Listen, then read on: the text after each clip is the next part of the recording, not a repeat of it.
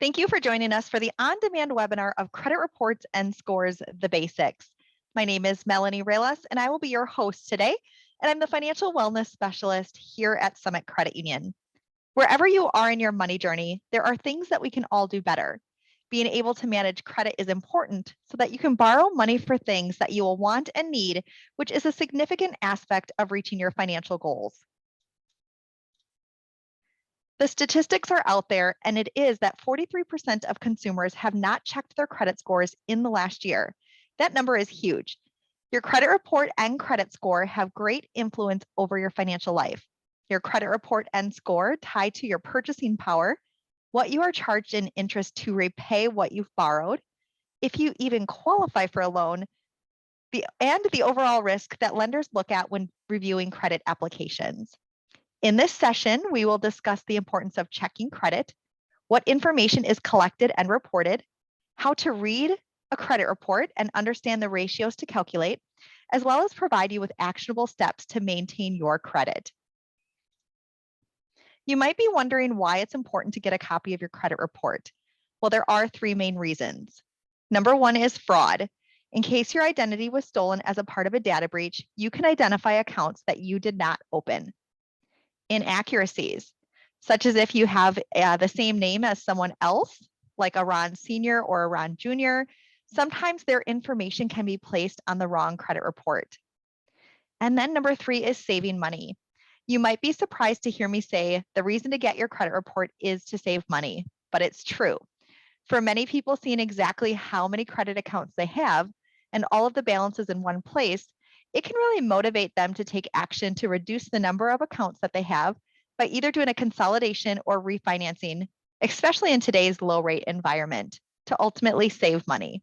Summit has saved members thousands of dollars in future interest charges when they take a look at high interest rate credit cards with balances and refinance it to a lower personal loan rate or even use a home equity line of credit. Over 200 million Americans have credit reports at each of the three credit reporting agencies, Experian, Equifax, and TransUnion. The main difference between the top three credit reporting agencies is that their credit scoring ranges and calculations are slightly different.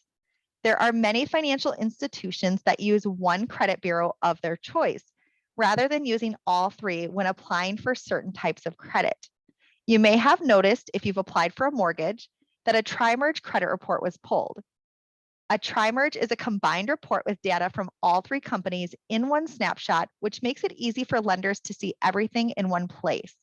If you have had credit pulled at one of those agencies, there could be varying information on another, as it all depends on who the creditor is reporting to.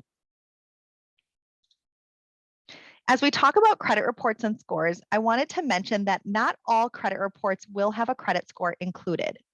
I've seen that lenders, though, when applying for credit, most often provide the credit report and the score, as that is what is used to determine what the interest rate is that would be charged, along with providing detail of your borrowing history. You may have heard of Credit Karma. Some people choose to have this app downloaded on their phone to monitor their credit score for free. However, please note it can be different when applying for credit. It really depends on which version the creditor is using. There are several ranges that are considered depending on the credit bureau. Equifax score range from 280 to 850, where TransUnion and Experian have a range of 300 to 850.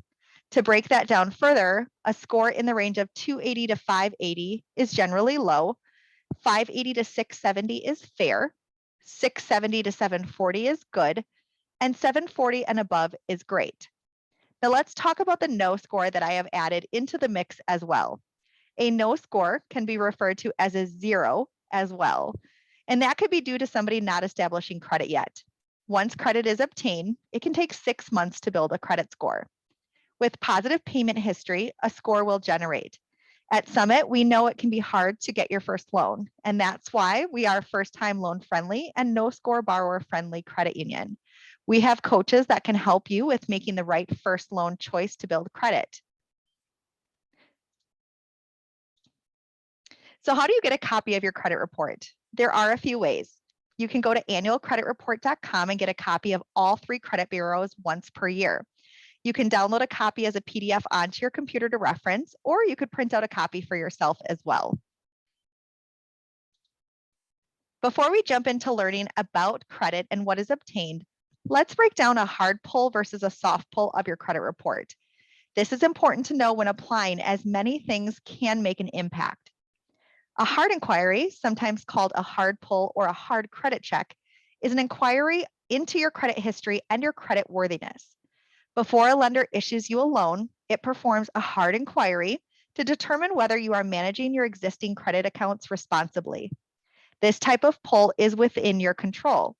You can inquire on a loan without applying and without having your credit pulled. When you apply, your score can drop anywhere from 1 to 5 points according to FICO. There are landlords that sometimes do hard pulls as well. Now, a soft inquiry, sometimes called a soft pull or a soft credit check, allows lenders, employers, and other interested parties to review your credit. But these inquiries are not associated with lending decisions, and it does not affect your credit score. You may have received pre-approved offers in the mail. These are generally from a soft pull of your credit. This is important to know who is going to pull and what type of pull to monitor how many pulls you have per year, as inquiries are tracked on your credit bureau for 2 years. So let's talk about what's reported to the credit report. The credit report is quite extensive with information that is obtained. PII, which is personally identifiable information, is your name, address, social security number, date of birth, and information that's used to identify you. Your personal information is not used to calculate your credit score. Updates to this information comes from information that you supply to lenders when you apply for credit. Now, credit accounts. Lenders report on each account you have established with them. They report the type of account, such as a credit card, an auto loan, a mortgage, the date you open the account, your credit limit or loan amount, the account balance, and your payment history, including whether or not you've made your payments on time. Public record and collections. Credit bureaus also collect public record information from state and county courts, including bankruptcies.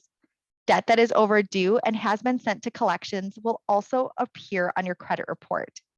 And then, of course, credit inquiries. When you apply for a loan, you authorize the lender to ask for a copy of your credit report. There are several categories that are taken into consideration when determining your credit score.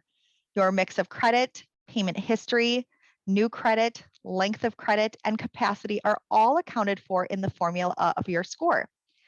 These are a few common things that could affect your score. New credit, the number of new accounts that you have opened.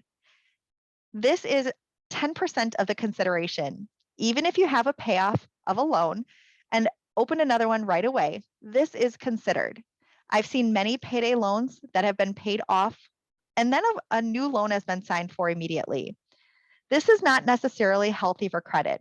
Instead, having a credit card with a limit and an open time frame here, then paying it off and reusing it looks at the original open date. Capacity of cards. Do you carry balances on cards that are at the maximum limit? If you have a limit of $500 and owe $499, that will make an impact. The rule of thumb is to carry less than 30% of balances on revolving credit. Late payments. You may be juggling several retail store cards and have missed payments. 35% of the payment history is considered into your score. I often get asked how long things are reported on credit as well. So I thought it would be great to add to this session. Hard inquiries are reported for 2 years. If they are late payments, foreclosure, charge-off, collections, or even a Chapter 13 bankruptcy, those are reported for 7 years. Closed accounts that were paid as agreed and Chapter 7 bankruptcies are reported for 10 years. As you can see, there is a lot of factors that is taken into consideration that can be reported for a longer period of time. So let's just jump in to look at a credit report sample from TransUnion. On this credit report that was pulled, we are at the trade line section that provides a summary of accounts. This covers the type of loan, how many loans in that category there are, the current balances, and the high credit amounts. The lower portion of the slide show the number of payments being made per month towards the accounts and the amounts that are past due. My observation in this sample is that the overall management of the credit is well. I can see that there are no current balances on credit cards. The mortgage has been paid down. The auto is either new or it's on a payment deferment, and there are a total of 6 trade lines. There is one past due account reporting that will impact the credit score and the rates when repaying a loan. The open account section breaks down each trade line in detail. I've met with many members over the years who are quite surprised at how detailed this report is, especially in this section. This section will cover the type of loan, example, if it's an auto or a mortgage, the date it was opened, the last time the company reported to credit, the term, the balances, the payments amount, and anything that is past due. If you look at the lower trade line, the account was opened in July. This credit bureau was pulled in August of 2021, so there is only 1 month of history reporting so far. The derogatory section is quite detailed as well. This section will report the company who the account is with, and at times we can see who they were transferred to, the amount that's owed, and the type of credit and last report date. Again, these are accounts that will be reported on credit for 7 years. Unless there was an error in reporting on the creditor side, most often these are not removed sooner than the 7-year mark. We also have a repairing credit session that will be a part of this series that you can certainly look for in some of our upcoming events. The miscellaneous section will cover the inquiries with dates and creditor names, public records such as judgments and bankruptcies, as well as alerts. We do have a handout called How to Read a Credit Report. If you'd like a copy of that, I'll certainly have our email address at the end of this on-demand webinar where you can send us a message to request a copy. Your credit score can benefit or break you, and truthfully, a low credit score can cost you money. The higher the credit score, the lower the interest rate you will qualify for. Banks and credit unions have tiers, also known as credit score ranges, and what you would pay for interest. For example, if you have a high credit score around 800, you will have the lowest interest rate tier when you go to obtain a car loan. We have seen in our financial services industry, people with credit scores around or below 650 will start to see that they qualify for higher interest rates on loans. Often there are high balances compared to limits, missed payments, and potentially collections on the reports when we see scores less than 650. This means that when calculating the monthly payments on a loan, those people will be charged more interest. It takes a larger part of their monthly budget to pay these higher interest costs, meaning less money to save for emergencies and financial goals. This is why it's really important to know what's on your credit report, work to manage your credit well, and then work to pay it off fast. Here are the action steps and practices to put in place that will help you maintain a strong credit score. Review credit annually, make on-time payments, limit your inquiries, be aware of balances versus limits, dispute inaccuracies, and then keep accounts out of collections. We've covered a lot of information here in a short time frame. What is one action step you would need to take when it comes to your credit report and score? An example could be, let's say you want to be cautious on applying for credit to limit the number of inquiries you have. Maybe you will check your due dates to ensure that payments are being made ahead of time, or even, check credit at least once per year to ensure that everything is reporting well and there are no inaccuracies. In this session, you've learned about the importance of checking credit, what information is collected and reported, how to read a credit report and understand the ratios to calculate, as well as provide you with actionable steps to maintain your credit. Thank you again for joining us on our on-demand webinar. We do have that handout available that we can certainly email you. Send us an email at financialwellness@summitcreditunion.com. Thank you so much for joining us today, and be well.